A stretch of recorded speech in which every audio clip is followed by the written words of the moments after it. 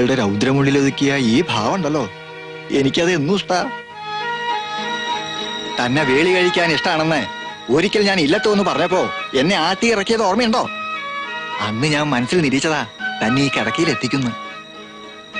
തന്റെ അച്ഛൻ തിരുമേനി ചോദിച്ചപ്പോഴൊക്കെ പണം വാരി വാരി കടം കൊടുത്തതും ഇതൊക്കെ മനസ്സിൽ കണ്ടുകൊണ്ട് തന്നെയാ. ഇത്രയൊക്കെ പറഞ്ഞിട്ടും എന്താന്നും ഉണ്ടാത്തേ?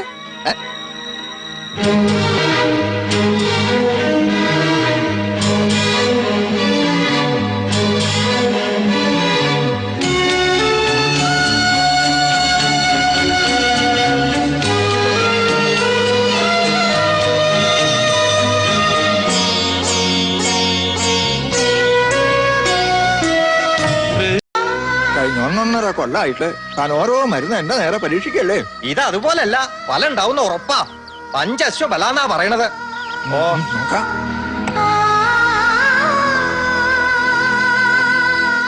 മനസ്സിലായില്ലേ അപ്പുകുട്ടൻ? നമ്മുടെ ഇപ്പഴത്തെ ഭാര്യയുടെ ആദ്യത്തെ കെട്ടില്ലേ? അപ്പൊ ഇതും തന്റെ പുത്രൻ തന്നെ. താൻ പോയി കാര്യം എന്തായിടോ? അത് കിട്ടിയില്ല. ചപ്പൻ! പിന്നെ താൻ ഷൗര്യം ചെയ്യാതെ പോയി കടന്നു പോയിന്റെ മുന്ന്.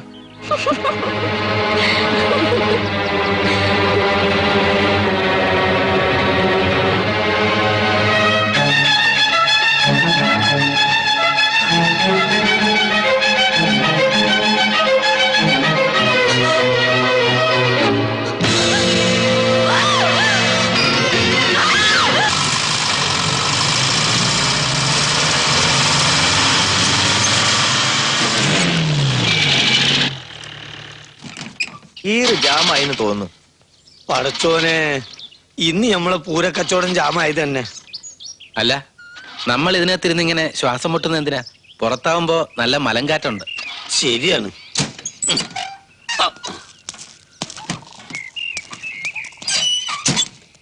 അല്ല, ഏതായാലും ചായയും വെള്ളം കിട്ടുന്നിടത്ത് പിന്നെ കീറി ജാമായത് നന്നായി. പോയി നോക്ക. സാറ് വരുന്നില്ലേ? വാസാറ് നമുക്കൊരു ചായ കുടിക്കാം. വല്യമ്മാമ ഇറങ്ങുന്നില്ലേ? ജീപ്പ് ശരിയാവും, കുറച്ച് നേരം പിടിക്കും. ഓരോ ചായ കുടിച്ചിട്ട് വരാം. വേണ്ട, അപ്പുകുട്ടനാര് കുടിച്ചോളൂ. തമ്പുരാട്ടിക്ക് ചായ വേണം? ഞാൻ വാങ്ങിക്കൊണ്ടുവരാം. നല്ല തണുപ്പ്. ഇതൊന്നല്ല തണുപ്പ്, സാറ് ഇവിടെ നടാനെന്ന് തോന്നുന്നു. ഞാൻ ഇതുവരെ കണ്ടുപരിചയല്ലോ. എന്റെ പേര് ശിവൻകുട്ടി എന്നാ. ഞാനിവിടെ ചെറുവണ്ണൂർ അഗ്രികൾച്ചറൽ ഓഫീസറായിട്ട് ചാർജ് എടുക്കാൻ വന്നതാ. 3 ചായ. അല്ല നാരുട്ടെ, ആ ജീപ്പിലിരിക്കുന്ന ചേപ്പാട്ടൂരെ തിരുമേനിയല്ലേ? അതെ. തിരുമേനി നാരുട്ടായിട്ട് എന്താ ബന്ധം? അത് പറഞ്ഞ ജീപ്പില് തിരുമേനിയുടെ കൂടെ ഇരിക്കണ മൂപ്പരുടെ അനന്തരവളുടെ മരിച്ചുപോയ ഭർത്താവിന്റെ ഇല്ലത്തെ കാര്യസ്ഥന്റെ വകയിലൊരു മോനാ ഞാൻ. പടച്ചമ്പുരാനെ, വകയിലൊരു മോനോ? അമ്മയുടെ 2ാം കെട്ടുകാരനെ പിന്നെ സ്വന്തം അച്ഛനെന്ന് പറയാൻ പറ്റുമോ? ചായ. ആ കുട്ടിയുടെ കെട്ടിയോ മരിച്ചു ഏതാണല്ലേ? വെറുതെ അല്ല ആ കുട്ടി ഇങ്ങനെ ജീപ്പിൽ ബേജാറായിട്ടിരിക്കണേ. എന്തായിരുന്നു ദീനം? വിവരമില്ലായ്മ. പേരക്കുട്ടിയാകാൻ പ്രായമുള്ള കുട്ടിയെ വിവാഹം കഴിച്ചാൽ അതെത്ര ജന്മിയാണെങ്കിലും അതിന് വിവരമില്ലായ്മ എന്നല്ലേ പറയാൻ പറ്റൂ. ഞാൻ അതല്ല ചോദിക്കുന്നത്.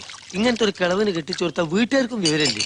കുട്ടിയുടെ അച്ഛൻ മരിച്ചു കഴിഞ്ഞ് തിരുമേനിയുടെ നിന്ന് കടം വാങ്ങിയ പണത്തിന്റെ പലിശയും പലിശയുടെ പലിശയും കൂടെ കൂട്ടിയപ്പോ ഇല്ലം തീരെഴുതി കൊടുത്താലും കടം തീരാത്ത അവസ്ഥ വന്നു. അപ്പൊ ജന്മി തിരുമേനി ഒരു വിധി അങ്ങോട്ട് വിസ്തരിച്ചു. ഒന്നുകിൽ ഈ കുട്ടിയെ മംഗലം കഴിച്ചു തരിക, അല്ലെങ്കിൽ ഇല്ലം തീരെഴുതി തരിക. 2 അനിയത്തി കുട്ടികളെയും വല്യമ്മാമയും പെരുവഴിയിൽ ഇറക്കാതിരിക്കാൻ വേണ്ടി ആ തിരുമേനിയുടെ ഭാര്യയാകാൻ ഇവരങ്ങ് തീരുമാനിച്ചു. ഒരു ത്യാഗം.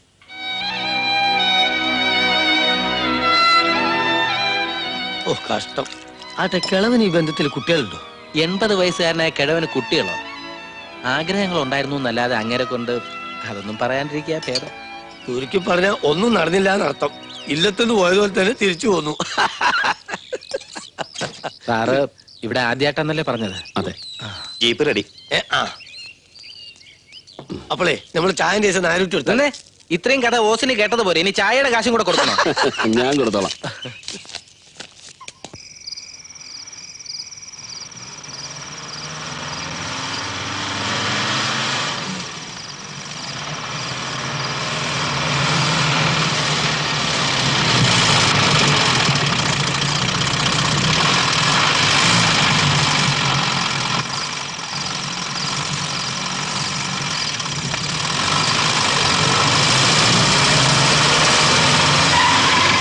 ചെറുവണ്ണൂർ എത്തി.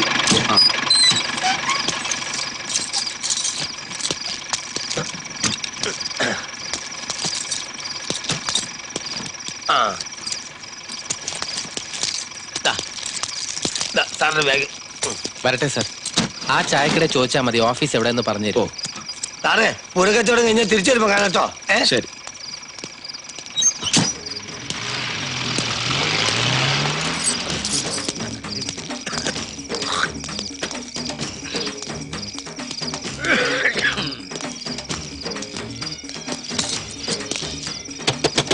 ഇവിടെ ആരുമില്ലേ? അല്ല, നമ്മൾ എവിടെ നിന്നാണാവോ? കുറച്ച് തെക്കുന്ന ഓ, ഇവിടുത്തെ അഗ്രികൾച്ചറൽ ഓഫീസിൽ മാറി വന്ന ഓഫീസറാ. ശങ്കരേട്ടാ, വാ സാറേ. ശങ്കരേട്ടാ, ദേ ഇവിടെ പുതുതായിട്ട് വന്ന കൃഷി ഓഫീസറാ. നമസ്കാരം. നമസ്കാരം. എവിടെയാ ഓഫീസ്? ഇവിടെ തൊട്ടടുത്താ. ടോമി, ഒന്ന് എഴുന്നേറ്റടാ. എഴുന്നേക്കാൻ ഞാൻ ഇവനെ കൂട്ടി വിടാം. സാറ് വല്ലതും കഴിച്ചാണോ? ഇല്ല. ഇത് കഴിച്ച ഒന്ന് ചുമ്മാ ഇട്ടോ. വാ, സാർ ഇങ്ങോട്ട് ഇരുന്നാട്ടെ. ഒരു പൊടി അനച്ചെടുത്തേ. ആ പൂരം മുറിയെന്ന് തോന്നണു. ഇവിടുത്തെ ആദിവാസി കോവിലെ പൂരാ.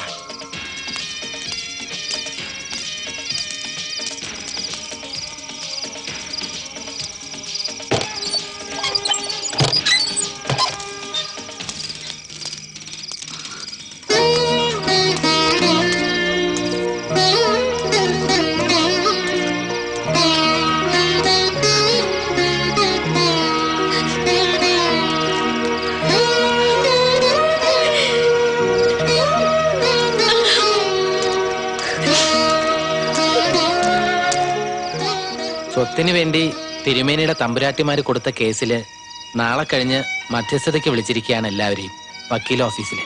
എന്താച്ചാലും ഇവിടെ നിന്ന് ആരും പോണില്ല. ഇനി അവരുടെ സ്വത്ത് അനുഭവിക്കാൻ ഉത്തരയ്ക്കും അവളുടെ ഇളയ 2 കുട്ടികൾക്കും തീരെ താല്പര്യമില്ല എന്ന് കുട്ടിക്കോളൂ. എന്ത് വർത്തമാനോ വലിയമ്മ പറയണത്? കിട്ടാനുള്ള മുതല് കണക്ക് പറഞ്ഞു തന്നെ വാങ്ങണം. അല്ല, എന്ത് തന്നാലാ ഇതിന് പകരാവുക? ഉത്തരേടത്തിന്റെ ജന്മമല്ലേ ആ കിഴവൻ തൊലച്ചത്. എന്താ കുട്ടി ഇത്? ഭരിച്ചവരെ പറ്റി ദുഷിച്ചു പറയാ? അവളുടെ തലയിൽ ഈശ്വരൻ അങ്ങനെ ഒരു അനുഭവം വരച്ചിരിക്കണേ. അതിനിപ്പോ എന്താ ചെയ്യാ? അന്ന് ആ മംഗലം വേണ്ടെന്ന് എല്ലാരും എത്ര പറഞ്ഞതാ. ആ കുട്ടി സോമനസാ സമ്മതം മൂളി. അല്ലെന്നുണ്ടോ? ആ 90 കിഴവനെ കണ്ട് മോഹിച്ചു തന്നെയാ ഉത്തരേടത്ത് ഈ കല്യാണത്തിന് സമ്മതിച്ചതാണോ വല്യമ്മ കരുതിയിരിക്കണേ?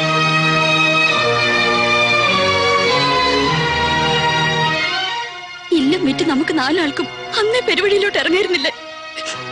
ഇതിലും ഭേദം അതായിരുന്നു. ഒട്ടും വായിച്ച് മാലയും വള ഊരി ഉത്തരേടത്തി പടി കയറി എന്ന് കണ്ടപ്പോ ഞങ്ങക്ക് ഇല്ലത്തെ കുട്ടികൾക്ക് എന്ത് സംഭവിച്ചാലും വല്യമാമയ്ക്ക് ആ പഴയ ചേപ്പാട്ടുകാരുടെ ദുരഭിമാനം കൈവിടാൻ പറ്റില്ല.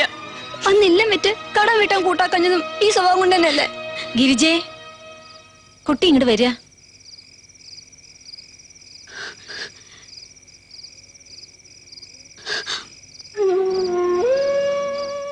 എന്താ വല്യമാമ ഇത്?